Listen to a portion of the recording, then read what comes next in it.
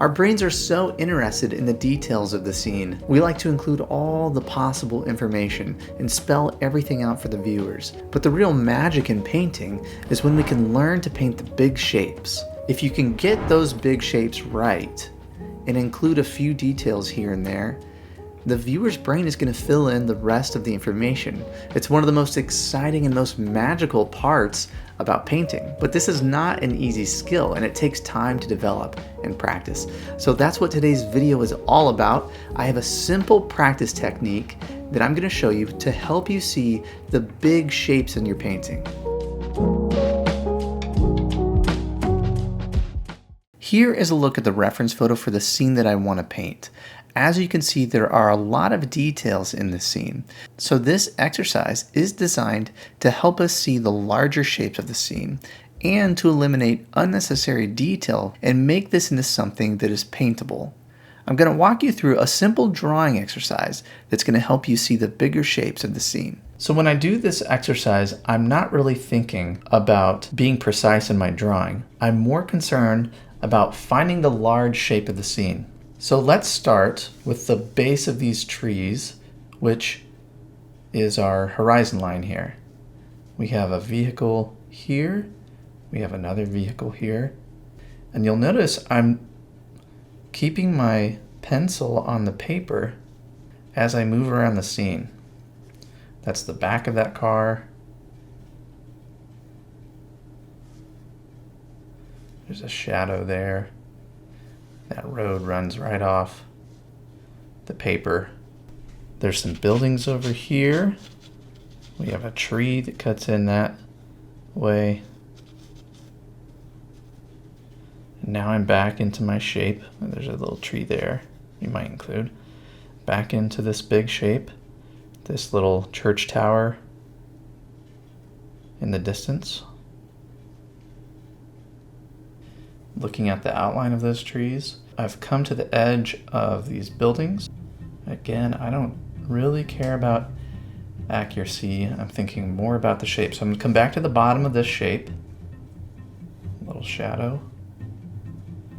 The edge of the street leads me to this car.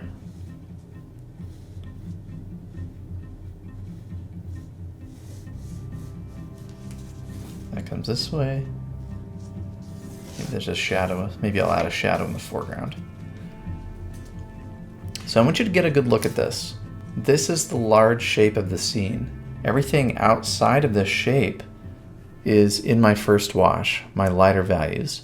There are little areas, the bright sides of the cars, the lighter values that I'm cutting around. All that needs to be painted in my first wash.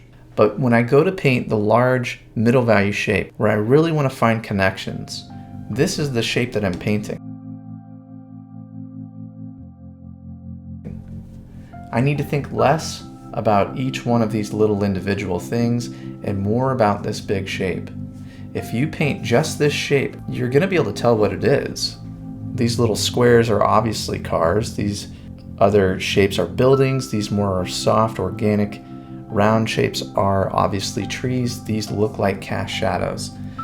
So this is a good exercise to do before you jump into painting your scene, because it helps you to think about connections, and actually you can draw more accurately when you're thinking this way than when you're thinking about every little detail of shape around the whole scene.